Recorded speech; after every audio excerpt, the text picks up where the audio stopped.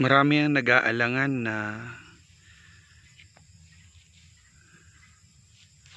gawin ang organic farming kasi daw hindi kayang bumuhay ng pamilya. Mahina daw ang ani, mahina daw ang bunga, puro daw.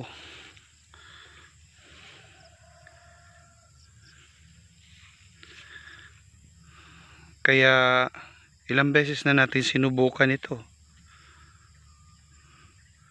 Gusto ko sana patunayan na hindi man ganun karami.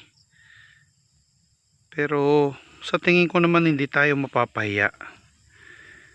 Hindi pa nga ako kontento sa lagay na ito kasi may mga nakita akong pagkukulang na ginawa ko at uulitin ko na lang o kaya ay babaguhin ko sa susunod na cropping nitong kamatis namin ngayon. Yun, ang target ko sa kamatis na to ay long term, hindi yung pang 2 o 3 ani lang.